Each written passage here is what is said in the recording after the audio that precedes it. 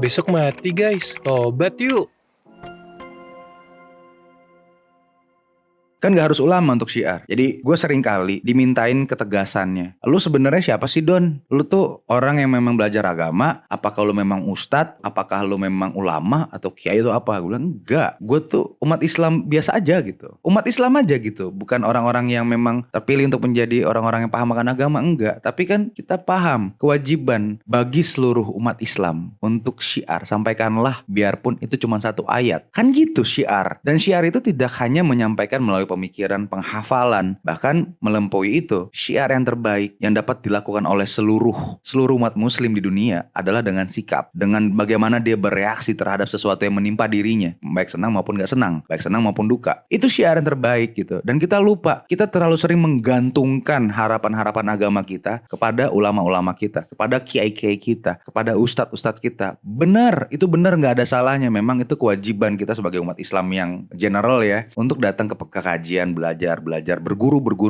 Karena tanpa guru pun juga kita gak jadi apa-apa. Dan kita akan ditanya sama Allah kelak, siapa guru lo? Pasti kan gitu. Dan alangkah celaka untuk orang-orang yang malas untuk berguru. Di sini konteksnya adalah ilmu agama. Tetapi kewajiban untuk syiar itu adalah kewajiban bagi seluruh umat Islam, bagi golongan muslim dan muslimah. Jadi begitu pertanyaan itu masuk ke gue agak sedikit aneh gitu. Kenapa kita akhirnya membeda-bedakan? Kenapa kita akhirnya membuat sebuah sekat-sekat tersendiri? Padahal gue juga gak bicara dalil gitu loh. Gue gak berani karena yang gue rasa yang punya wewenang lebih untuk bicara mengenai dalil itu para ulama, para ustadz, para kiai. Yang memang orang-orang yang memang belajar agama dari kecil sampai dia kuliah, sampai dia punya titel LC, titik MA. Nah itu artinya itu orang-orang yang memang mempunyai wewenang lebih untuk bicara dalil. Orang-orang kayak gue gak berani untuk bicara dalil. Dan mengerikan kalau dalil yang gue sounding ke media TikTok ini dan itu menjadi dalil yang salah, tanggung jawab gue besar dan gue gak berani. Tetapi gue paham, gue hanya menjadi teman pengingat bahwa ada hal-hal yang dalam tanda kutip di luar dalil yang bisa menjadi rujukan atau acuan kita untuk kita selalu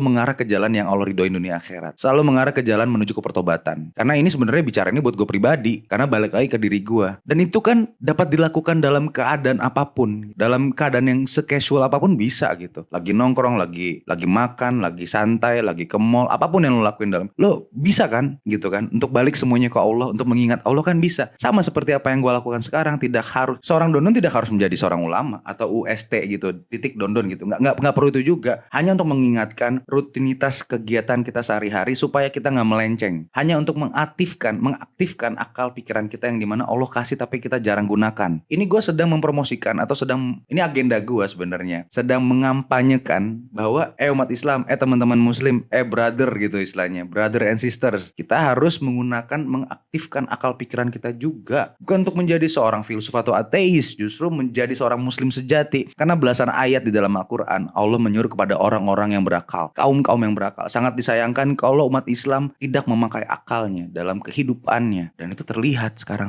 ini.